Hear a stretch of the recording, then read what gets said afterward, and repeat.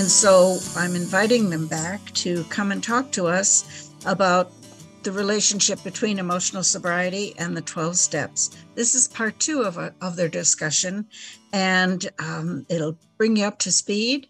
And I think you'll sit back, relax. I think you'll enjoy every single thing they have to say, because they change lives every time they speak. And so, Alan and Herb, I don't see you yet, Herb, but I know you'll be here. But Alan, take it away. I'm very much here. Oh, you are? Hi. Hello. Then you guys can take it away. Look at that. I've got both of you in my screen. What's better in this world? That's right. We're spending a lot of time together, Alan. We are. It's wonderful. Been wonderful. For people's purposes, we've been together since Thursday of last week. And so we have some continuity going for our 5th day today. So it's wonderful. Yeah, we just came back from St. Louis, and we spent Friday speaking to the Sauna Lake, which is a treatment center out there in St. Louis. We talked to their staff on Friday, introducing them to emotional sobriety. And then on Saturday and Sunday, we had a 2-day workshop, Herb, which was just phenomenal. Really was quite, the participants were quite engaged and got a lot out of it.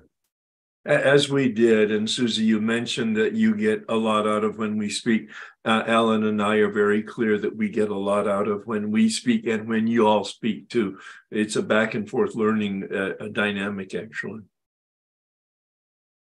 So we're with you today to continue our introduction into what we're going to be doing is going through the 12 steps and really focusing on how the 12 steps help us find and achieve emotional sobriety in our life. So if you were not here last month when we talked, please go back and listen to that presentation. Patrick and the group has done a great job at archiving these talks, as well as all of the other presentations Herb and I and many other great presenters have given. So you have a wonderful resource out there. And I'm sure as I'm saying that, what will appear in the chat magically will be the link to all of those archives. So we're not going to spend a lot of time going over what we talked about last time. But it really was a warm-up to discussing what we're going to start today is an overview of the 12 steps. And then next month, Herb will start us off on step 1.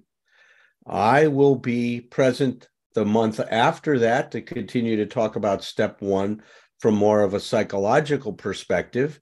And then the 3rd month, we will be together to talk about step 1 together with you. And that will be more of a time to answer your questions and interact, although we will give a brief presentation at the beginning of the hour and a half with you, but no more than 30 minutes because we want the majority of the time spent with our interaction.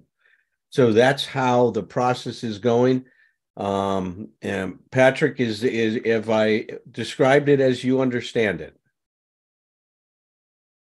Where did Patrick go? Well, I see him there. Oh, well, sorry, Alan. Yes. Yeah, I was just answering questions in the chat. Yes, you've described it perfectly. Thank you, Alan. All right. Thank you, Herb.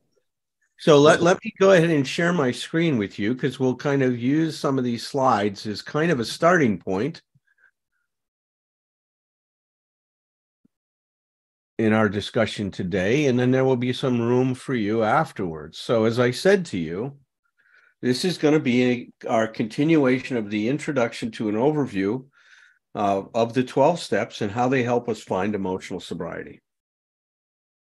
Do you want to say something in general about the steps, Herb, in terms of Sure, how you've experienced them and how you look at them at this point in your recovery? Sure. And I think I want to stress what you've indicated also, that it's an overview, that we're standing really on the top of the mountain looking out at the large perspective of the 12 steps and the large perspective of emotional sobriety, and making some comments about the connection. And as you indicated, I'll do a little bit of a deep dive in each step. From a 12-step standpoint, from the big book standpoint, you'll do a deep dive in terms of the psychological implications of emotional sobriety as connected to the steps. And then we'll connect the third visit in terms of our mutual understanding and experience, and then dialogue off of that. So it should be a good experience. Now, it'll be a better experience for each of you if you do a little bit of work in between, quite frankly.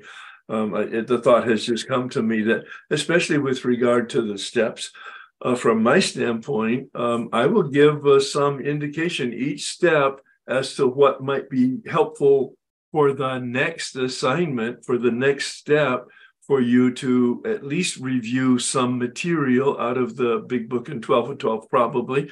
And Dr. Berger may do the same with regard to his emotional sobriety book, that you could, we're not saying don't go to school and all the class. No. It's just up to you to maybe prepare a little bit, because as you know, you come to get a drink of water from Dr. Berger and Herb Kaighan, and you get a fire hose.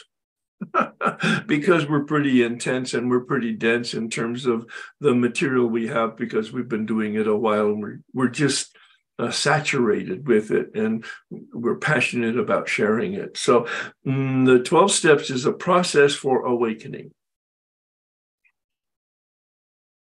Originally created because of an addiction, alcohol, broadened to be for all addictions. That's the gift of the 12-step program. But let's not lose sight of what the purpose is. It's not about the addiction. It's about unmanageability. It's about awakening. And the spiritual sobriety is literally about living awake, because you've awakened through the steps 1 through 9, the program of recovery. And now you're living awake, or attempting to, on a daily basis, to stay awake, because we have a tendency to fall asleep, and we don't know that we don't know, and we're falling asleep. And the steps 10, 11, and 12 are the tools for us on a daily basis to continue to be awake and to foster improving and expanding that awakenedness. Yeah. That's a wonderful description, Herb, in terms of the process that's going on. My overview of the steps is that they follow the same arc that good therapy would follow. Mm-hmm. Now, what I mean by that is that they begin by challenging you and your set of beliefs and your set of attitudes. See, self-acceptance is a prerequisite for change. There's no ifs, ands, or buts about it. That's why in the first step, it's so important to admit, right? I'm accepting something about myself. That acceptance creates a paradoxical theory of change, as we're going to see. So the beginning of good therapy is about helping people accept. But it's not just a cognitive thing or an intellectual exercise. Good therapy will also integrate now taking appropriate action in your life and integrating these insights into changing your behavior. And so the program, it's amazing to me. It's experiential therapy. That's what we're going through by going through the 12 steps.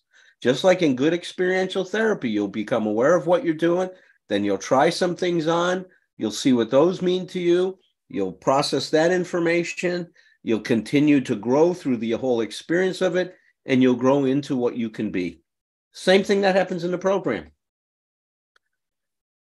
The important thing for us is what we can be is we can achieve a state of emotional autonomy.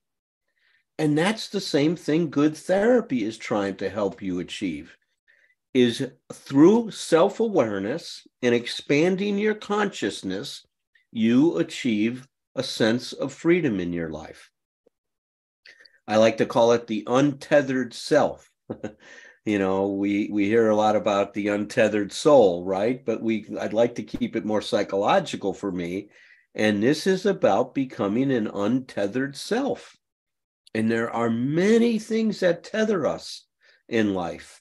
And Bill Wilson and Dr. Bob have discovered an incredible formula that, if applied and if you work it, has an incredible impact on your life. Think that term freedom, that's the central bullseye term for the purpose of the process. To be awake, conscious, is to be free. Freedom from, in step one, and this is a preview for what we're going to be doing, freedom from the addiction that's guaranteed by the end of step 9. Check it out on page 84. And freedom from unmanageability. Bill says very clearly, lack of power is our dilemma. This is a process of empowerment. Dr. Berger just taught the untethered self, meaning I've become fully empowered. And I'm going to say something that may be a little confrontational, and that is, we are given, that's the promise, we are given the power to manage our lives. We are given the power to manage our lives. God does not manage my life. I've begun saying that now in a very crisp and confrontive way, because I hear so much in the rooms about God managing my life. Sorry, that's not my take on it. I manage my life, and I have the power to do that because I'm in connection to and contact with the power, and I'm awake to it in relationship. Well, that's so important, right? Talk about the GPS. I love how you use that analogy in this context. Well, you hear some people say, let God drive your car. Get out of the driver's seat. Let God drive. No, please. If I had hair, I'd pull it out. No, it's my car. I have the responsibility. I know, well, typically I'll find out, or I suspect where I want to go. I don't know how to get there. Sometimes I don't know where to go, but let's assume that I have the address. I know where to go. I get in my car. I turn on the car. I put the address in the GPS. Then I listen. I take directions. If I follow the directions, I will get to where I go. I'm responsible to drive the car responsibly and to listen accurately and to follow the direction. If I do that, I will get to where I'm going. GPS, and somebody in the room said, of course, we're really cute with the acronyms, God Positioning System. The whole purpose of this awakenedness, to be in the flow of reality, that emotional sobriety, is in fact to be able to listen to the tiny whispering sound that in fact is available to everybody so that we can be guided. Well said, Herb. So let's proceed now with our overview of the 12 steps. So I think this is a very, very important idea to keep in mind, that the steps are sequentially interdependent. Now, what that means is that what happens in one step moves you in the direction of the next step. It creates a next. And it's amazing is that it follows really healthy functioning, because in life, we move from now to next. And that's exactly what happens in the steps. Step 1 moves you to step 2. What happens in step 2 will move you to step 3, and so on and so forth through all 12 steps. There is a very general and specific therapeutic value to, first of all how the steps work as a whole. They're synergistic. Any one step is powerful in itself and can create change. I use step 1 with patients all the time. As a Gestalt therapist, all of Gestalt therapy is based on the idea of paradoxical theory of change. As soon as you own what you're doing, 100%, as soon as you take 100% responsibility for what you're doing, there's a possibility of change. But if you do not own and you try to be someone you're not, you can never change. For example, until I was able to own my powerlessness over alcohol, I was unable to discover another power to deal with my alcoholism. But I had to first own that. That's why Bill says it's like the whole program of recovery is based on a bedrock of hopelessness. Now you would say, my God, hopelessness, shouldn't it be based on hope? No, because when you're hopeless, you can become hopeful. But it's not until you're hopeless can you become hopeful. So there's an incredible synergism. What we say is the sum of the parts, or each part, the sum of the parts is much greater than each part here. The whole is unbelievable. But each step in itself is incredibly powerful and therapeutic. But taken together, it creates an incredible, powerful force in your life that will, change you forever if you embrace it. The suffering is the stimulus for the majority of human beings to change. Otherwise, there'll be no movement. Why would we? We don't have the motivation. We're quite comfortable when there's not sufficient pain. And it's about really the the bottom is, I'm tired of suffering. I cannot do this any longer. I'm tired of suffering, and I quit resisting, and I listen to direction, and I take action. That's a dynamic in itself right there that Dr. Berger was talking about. That's that willingness that is absolutely the key that unlocks the door to this awakening, willingness in almost every step. And the dynamic I've seen, and I've talked about it with Dr. Berger, is that we're constructed as human beings with a mind that thinks and a will that makes decisions. And all of the even steps are naming steps, and all of the odd steps are decision and action steps. So what he said about the integration of this organically tailored for us as human beings in exactly the structure, that's why there's a parallel between spirituality and psychology. It's because we're dealing with human nature. Yes, right on. So the way I've come to describe this is that the steps are based on a charge-discharge process. Now, if you think about it, so are we. That's how we work as an organism. You develop a charge. Let's say you develop a desire. You're hungry. You have a desire to have something to drink. You're thirsty, or you want some food. You're hungry. You develop a charge for that. You now mobilize yourself. You take action to meet your need, and then you've discharged that desire. You've solved it. You've resolved it, and you're ready to move on to what's next.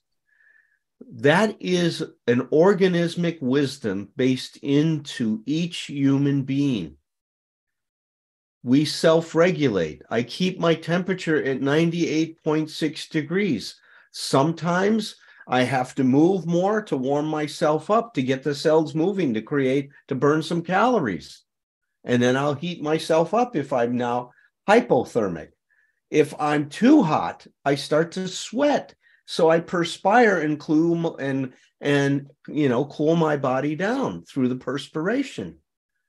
That happens automatically. There's a wisdom inside my body regulating it. You know how long it took Honeywell to develop those thermostats on your wall to regulate the temperature in your house? It's quite a chore to do that mechanically. You're born with that. That's the wisdom that's inherent inside of you. Well, it's not just a biological wisdom. It's a psychological wisdom. It's a spiritual wisdom if we listen to it. I don't think Bill had this in mind. I doubt very much when he was designing the steps. Right. As I said, that these were divinely inspired, right? He captured so many incredible pieces of wisdom, both spiritual and psychological, that he had no idea he was doing that, or else he wouldn't have been able to do it, by the way, I think. I mean, it's but he wasn't an educated man in the traditional sense of college. He went to law school, but he did not have a college exposure or education. Yeah, that's right. So what we're going to see is that each step will create its own unique charge. The step following it will now discharge, resolve that energy that's now generated in the step that preceded it, and then begin to create a new charge that is going to move you, get you ready. See, this is the way I like to think about it. Each step prepares you for the next one. Well, Alan, I'm seeing it right here as you're talking. Step one is I'm suffering from ineffective power, and therefore I'm really desperate. I'm sort of exploring the sources of power. Exactly. So then step two comes along and resolves that. Exactly. Says, you know what? There is something out there. You may not know about it yet because you haven't thought out enough, but it's coming. I mean, it's coming. I've been to the mountain. I've seen the truth. It's coming. Herb, you're frozen. Am I frozen? No, just Herb is frozen, huh? He's got, look at that look on his face. Huh? He's right there. Hopefully he'll join us back here in a minute. But it's so powerful what's happening. Am I still frozen?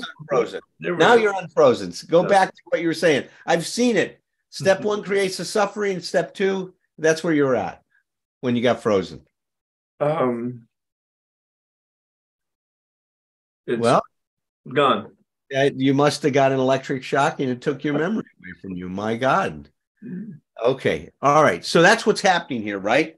Where a charge, discharge, and energy is being built up. And now it's being released in the next step. And then that step has a unique way of building up an energy and then being discharged or released in the next step.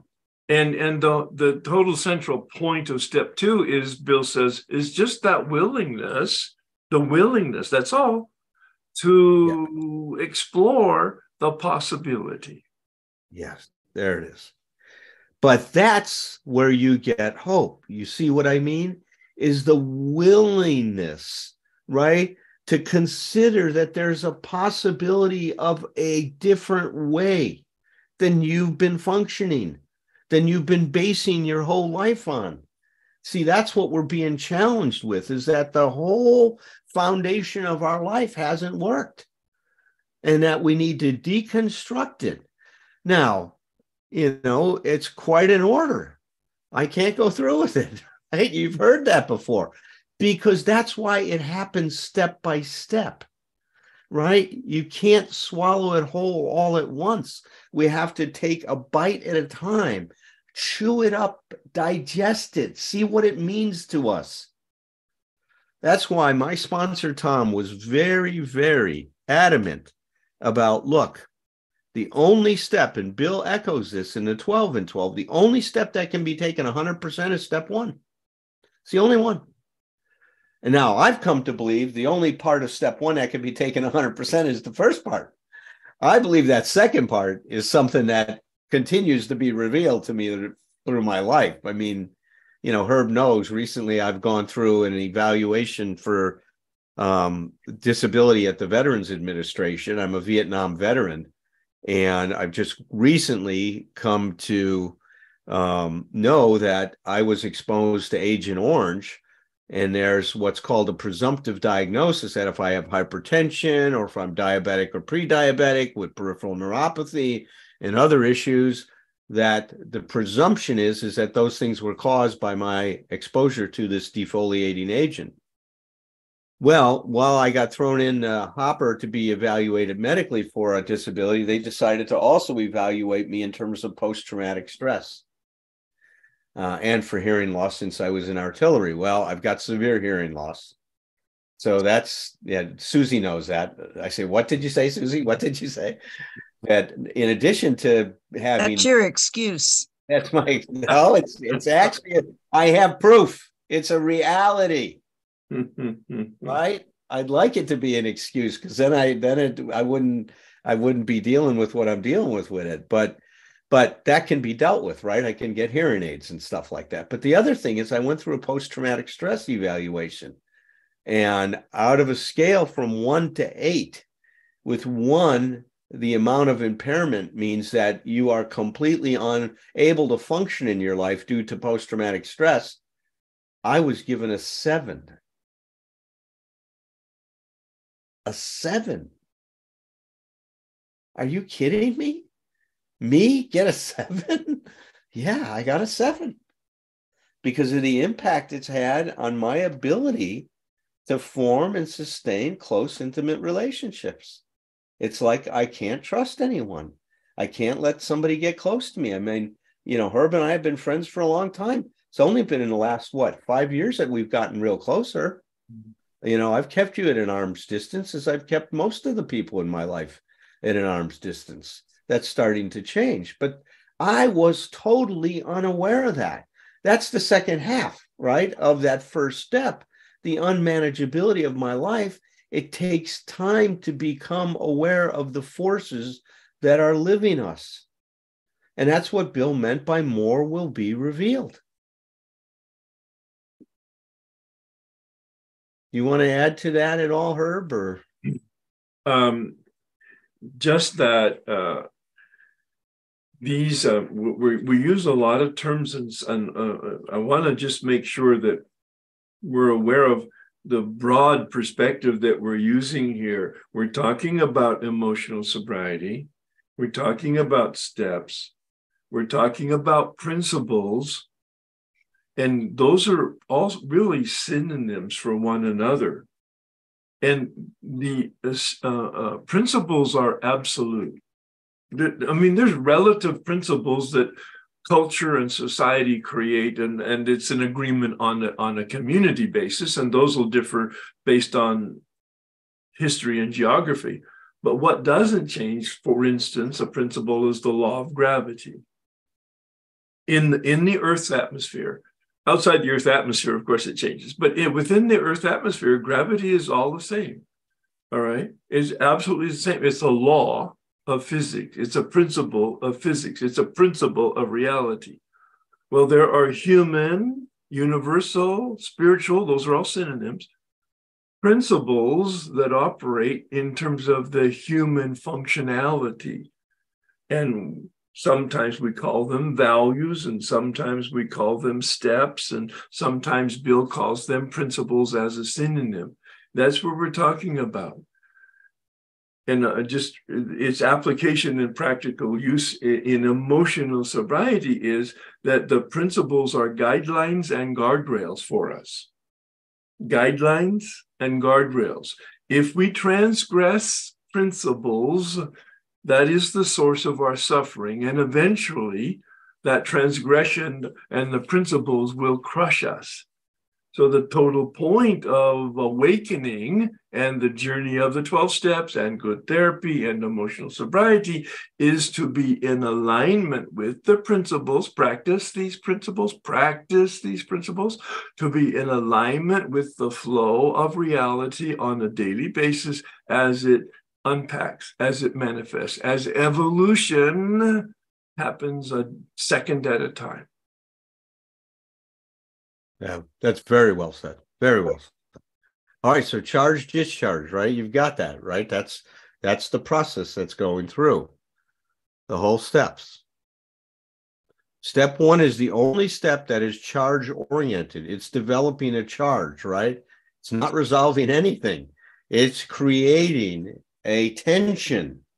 One of the ways that we can think about our lives is, how do you deal with tension in your life? What do you do with it? Well, actually, these 12 steps are showing us through a process that tension is not a problem. It's important because of where it can lead us if we follow it and we don't avoid it and we don't alienate ourselves from it. So step 1 is the only step that is charge oriented. Every other step involves both a charge and a discharge component to it. So example, step 2 resolves the charge created in step 1. I call that, you'll hear me talk about it when I present my information on step 1, it creates an existential crisis. What I've been doing doesn't work. I've made a mess of things. I'm now, experiencing incomprehensible demoralization, the suffering Herb talked about, but I have no idea what to do about it. Right? That's the existential crisis. What I'm doing doesn't work, and I have nothing better to replace it. That comes along. Step 3 now carries a message of hope. But as you can see, while that resolves the crisis, there is hope. But it can't just be an idea. Hope has to be grounded in action, or it's fantasy. Too much of the time, we feed ourselves hope based on fantasy and get disappointed, but that's because it's not grounded in reality. It's not grounded in action. So step 3 now also builds up a charge because it says hope without action is just a fantasy. We need to mobilize our resources to take action to make hope our reality. So now the charge is, I want my life to be different. I want my life. What do I do? Moves us to step 3. That's what comes next. And we'll get into that more and more. Any comment you want to make on that, Herb? I do. Bill is very precise with his wording, and I'll get more deep into that as we go along with each of the steps. But just as a highlight, Bill uses the word choice in step 2. Step 1, no choice. That's what powerless means. If you want to really have a new experience with the word powerless, because we use it all the time, we become brain dead to it, use the word no choice. I have no choice with regard to my addiction. That's why I need help. But I also have no choice with regard to managing my life on my own power. Powerless. All right. No choice. So in step 2, he uses the word choice.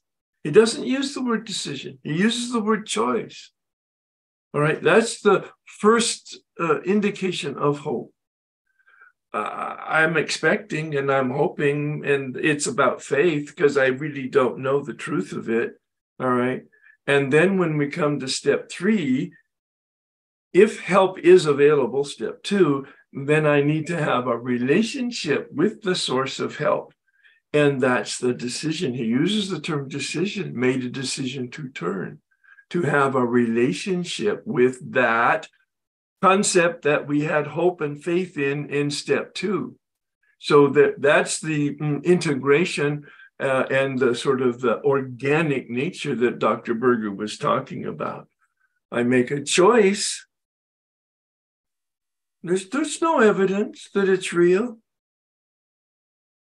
In step 2, I make a decision. In step 3, the implication of the decision is that it's connected to a commitment to action. There's no action except the prayer, but it's a commitment to action. Charge, discharge, charge, discharge. Yeah. On and on and on. A buildup of energy and then a release of the energy. That's what we're doing here. And the context of emotional sobriety is so brilliant here because it is about feelings. Human beings are feeling beings, not just feeling, because we have a brain and we have free will, but when this is a total respect for, honoring of, and giving dignity to those feelings, like the yellow light on the dashboard, the signal to us of joy, the signal to us of suffering, and navigating that balance between joy and suffering. Right on. So one way of looking at it is the steps, as I mentioned before, are incredibly grounded in very solid psychological principles. But they're also grounded in behaviorism, they're grounded in humanistic psychology, and in solid spiritual wisdom. I mean, it's an amazing program that integrates so many disciplines. You know, there was this book. I'm blocking the author's name. It may come to me as we go on. He was from Utah, and a brilliant psychologist. And he says, you know, one of the unfortunate things that have happened in psychology, out of this desire, this need to be seen as a science, is that we totally disavowed and disconnected ourselves from philosophy, from theology, from spirituality. And it all became focused on an evidence-based practice, right? Well, where was God in an evidence-based practice? Where do you put God in that, right? You don't. I mean, it's what happened. It's got to be a science based on empiricism. We do this, we observe it, and then we see how it works, right? It's that basic thing. That's what we're going to base psychology on. Well, we went so far the other way, I think we lost the soul in psychology. It's a great term, psyche. Yes, we did. It's like we got disconnected from it. So now you've got this sterilized approach, and now you come up with these canned programs to change people and these protocols, right? Well, good news is as life is, it swings to one side of the issue, and then it swings back to the other side. It swung way far over in that side, in that objective side, and it's coming back to the other way. And instead of basing psychology on evidence-based practice, you know what the new term is, Herb? No. Practice-based evidence. Oh, wow. Oh, I love it. Yeah. Practice-based evidence. So now we go into, and I say, if you want to know if AA works, go to a meeting.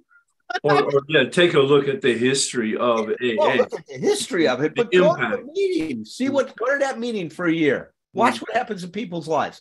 That's practice-based evidence. Is what is happening right now in that room with you. People are changing.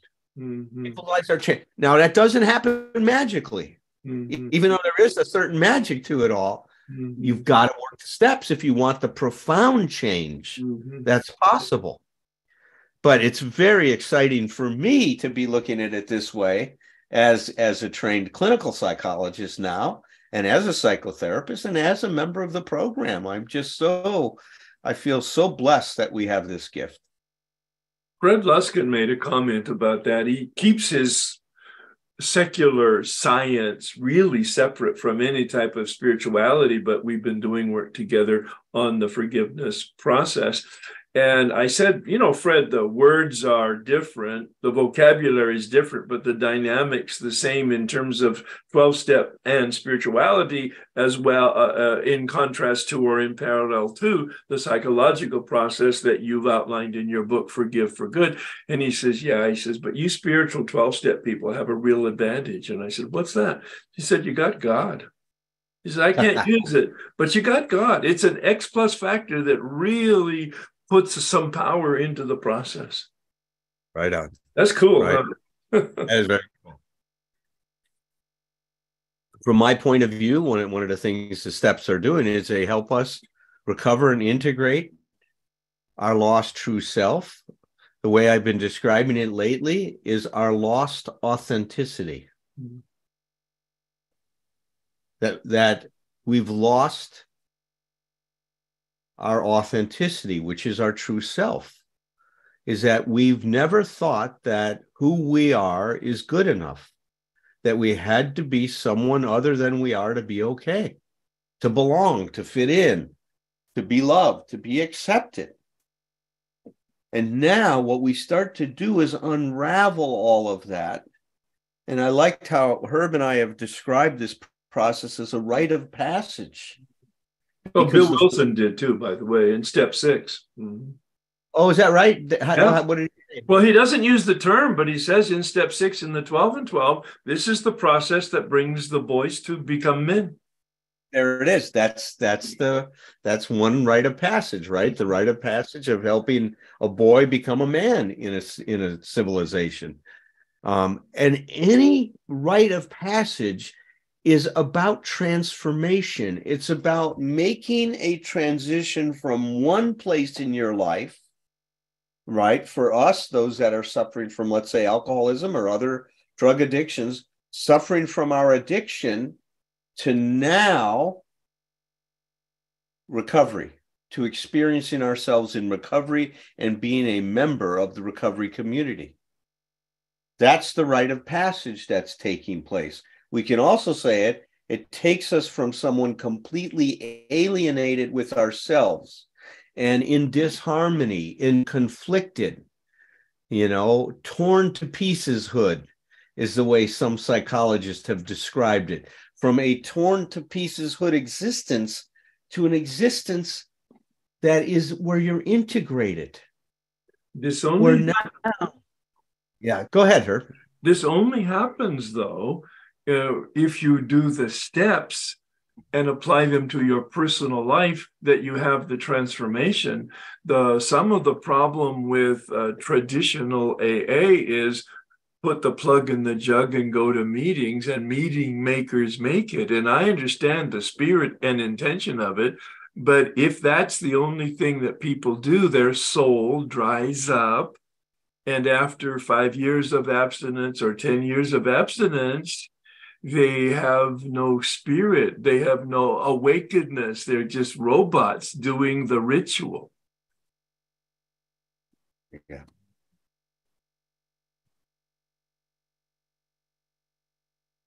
This is what Karen Horney says. She goes, the therapeutic value in a disillusioning process, we become disillusioned with the old ideas. That's what she's referring to here, with the false self, right? With the self that we tried to become, lies that in the possibility that with the weakening of the obstructive forces of being the forces tied to the ego, right? The constructive forces of the real self have a chance to grow. This is what happens. This is the general therapeutic effect of the 12 steps. And as we're seeing is that what emotional sobriety is helping us be grounded in our authenticity, which creates an unshakable life. That we're no longer concerned with how other people define us. We're concerned with our opinion of ourselves. You see that it establishes a true self-esteem. That's what self-esteem is. It's my evaluation of myself. It's not your evaluation of me. That's other validated self-esteem. That's false self-esteem. My self-esteem is based on you giving me pats on the back. Then I'm in trouble. Or living up to some culturally or family imposed criteria of what success looks like, or what advertising tells us success looks like. It's not just our coming to grips with our esteem of ourselves, but it's a healthy esteem that comes organically from the inside and is kind of neutralized in terms of the impact of the energy from outside of us. That's right. That's right. So I just said that the steps help us develop an authentic self-esteem. Steps help us develop a higher and more mature consciousness, a more differentiated consciousness. So as we progress through the 12 steps, we become more and more differentiated. So let's talk about differentiation real quickly. The analogy to biology, I think, helps us get some sense of what this means psychologically. So cells, this is the first under use of the term differentiation, was in cell biology. So when a cell starts out, when a cell is conceived, it's undifferentiated, meaning that it has a DNA in it that has not yet expressed itself. When the DNA expresses itself, what it does is it turns on certain genes and turns off other genes. When it does that, the cell starts to now define itself and its function. And the cell says, I'm going to become an eye now. And it starts to grow itself into that organ or a liver or whatever its DNA has been programmed to do.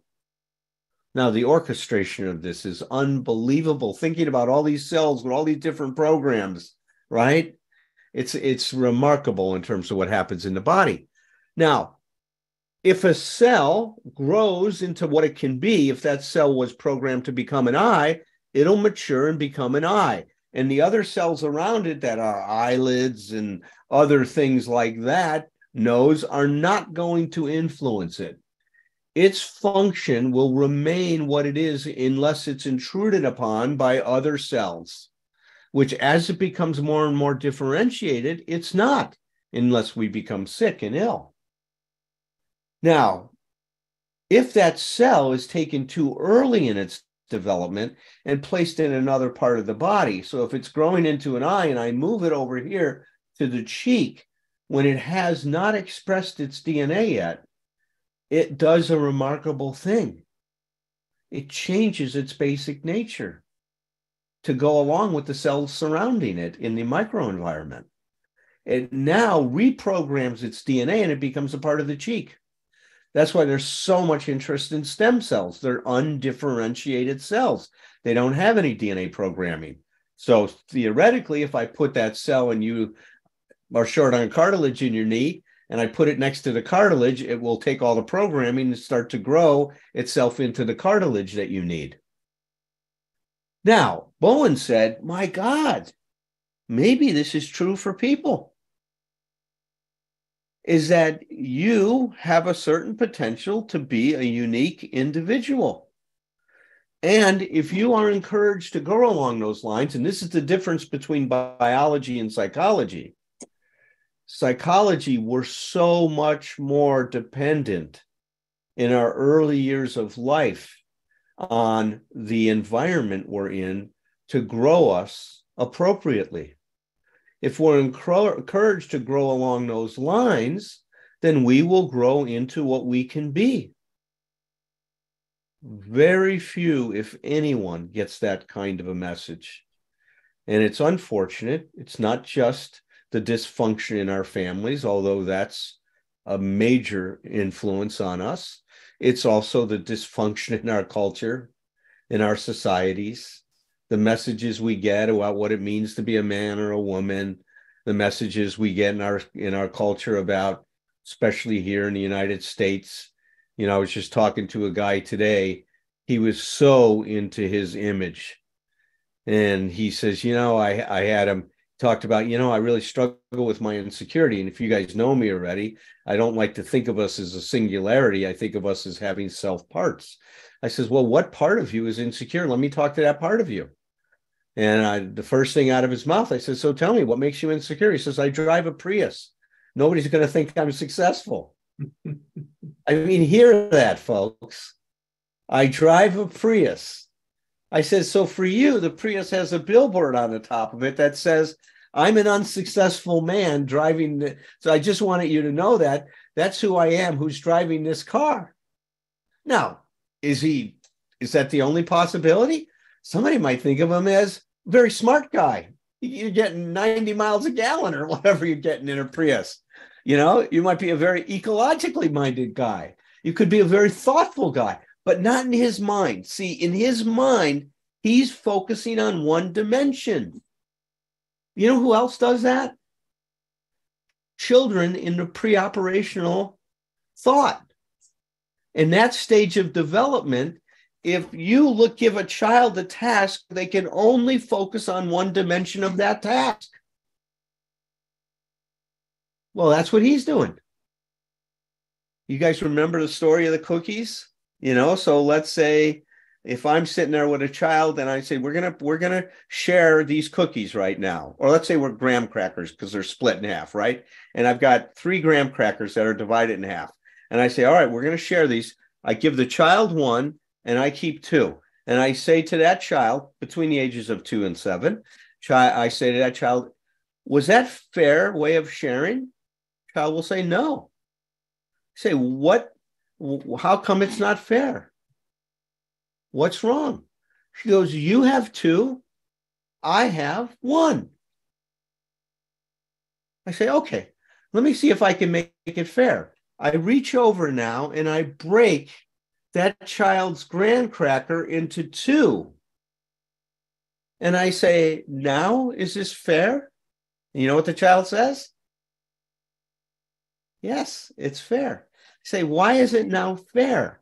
Because I have 2 and you have 2.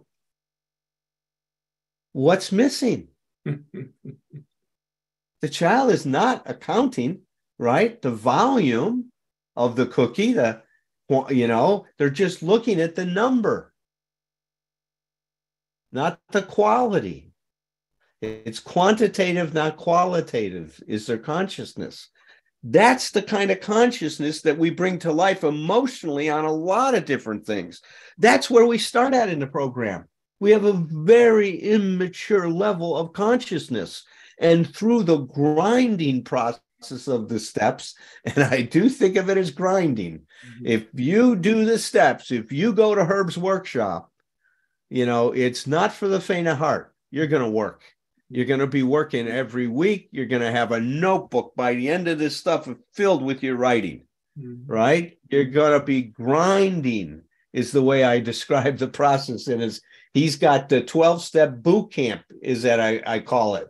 You want to go to the 12-step boot camp? Go see the monk, Herb. I mean, that's what it is for him. And they grind. And that grinding is what raises our consciousness.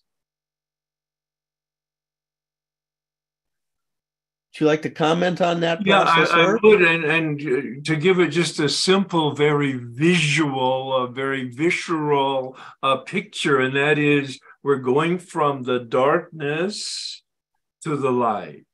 Yeah. And Bill says it on page 14 of his own story. Make a note, check it out. It's a great phrase. It summarizes the journey. I mean, it absolutely summarizes the journey. Simple, but not easy. A price has to be paid. It means the destruction of self-centeredness. I must turn in all things to the light that presides over us all. It's the deconstruction that Alan was talking about. That deconstruction of the false self that we don't know is a false self. And that's the grinding, that deconstruction. And then the reconstruction is the reframing. That's some more grinding. Right. Yeah. Well, and you also give the analogy of the lens being grounded. Yes. Right? It's the same thing. As we come in, we have a lens on that we're wearing, that we're not even aware that we have this lens on. It's the way we see the world. The way that child sees the world, that's the reality to that child. Now you'd say, well, that's not reality. Well, it is that child's reality. That child can't see another reality because their brain hasn't matured, right? It hasn't evolved to where it can see things differently. And you got to understand that reality to that child is the very different reality than the reality you and I experience.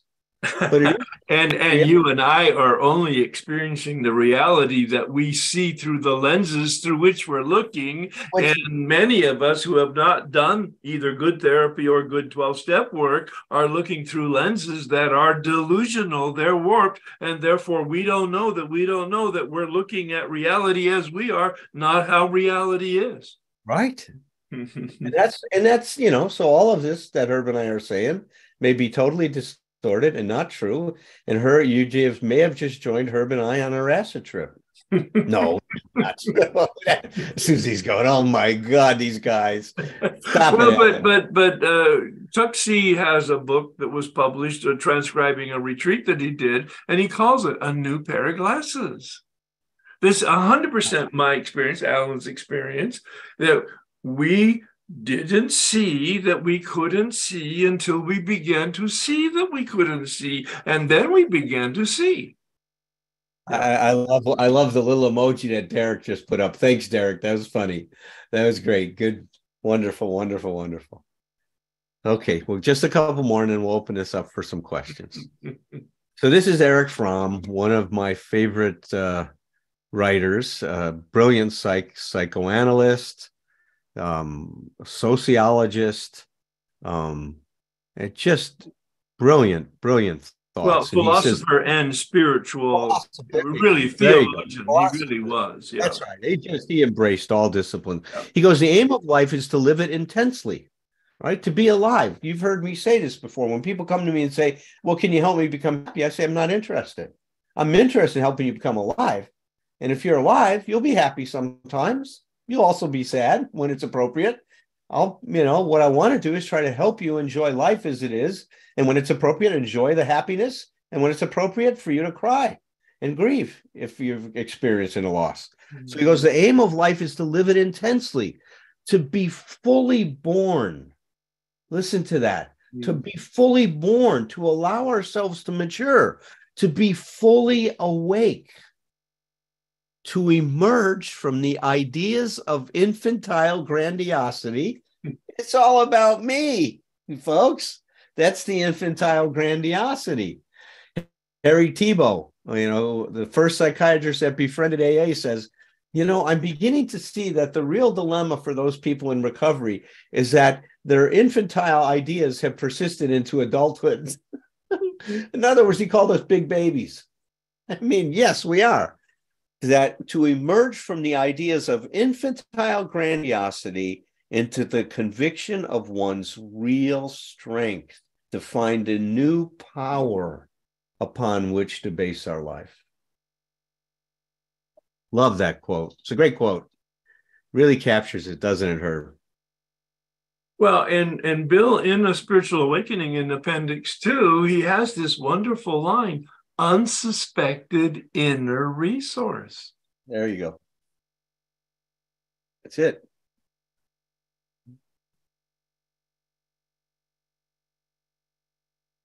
Except for step one, and I would just say the first half of step one, all the remaining steps state a perfect ideal, meaning we shall never work them perfectly. That means we must be content with progress. And that's the part of this thing is this, Nike had it wrong, or Mikey had it right, I should say, when he said, just try, right? And then a lot of people would come along and say, well, Nike had it wrong. It's not just try, do it. All right. Oh, that's what Nike said, right? Do it, right? Don't just try, do it. They had it wrong. It's really just try. Give it your best effort. And please, whatever you do is good enough for right now. Right. Please wear this robe gently, lean into it gently, wear it loosely. The perfectionists, I know you're out there, half of the group listening is inclined toward whether you know it or not, being perfectionists. No. Progress, right? Practice makes progress, not perfect. Yeah. And it's something I'm from my heart. I invite people to embrace is whatever you do, know that it's not good enough, and that it's good enough for right now. You'll do better. My total experience with step one, I even disagree with the phrase about doing step one perfectly. We do it the best we can, and of course it's measurable, drink or not drink. It's pretty black and white there, but in process addiction, it's not that black and white. And even there, as an alcoholic, I did not understand the full implications and experience the full implications for 10 years. And I could give you the progression: drama first, allergy second, obsession third, unmanageability fourth. It took 3 journeys through the steps with 3 different men over a 10-year period. And that's the journey I'm going to take you on next month. So this is some of Herb's writing and resources. This is the book that he's published, or that Hazelden published, Practice the Here and Now. Outstanding. His other books are outstanding. If you haven't connected to Herb's website, it's filled with archives and resources and video and audio programs. Please do that. This is my latest book. We have a 12-step study area It meets 4 times a month on Thursday nights before the emotional sobriety workshop. It's a very, very nominal fee of $12.99 a month. It just covers the administration of that site. Nobody that's on that site is making any money. It's covering administration for it. Herb volunteers his time. I volunteer my time. It's a wonderful resource. Tom Potash comes in. Kristen comes in. It's a great place. Please come in and support it. There's a lot of my DVDs that Herb and I have done together, audio programs that we've done together, and a lot of work that I've done separately from Herb. That's all accessible to you on this emotional sobriety study area. So please tap into that. If you go to 4dphd.com, you can see how to set up an account if you so desire.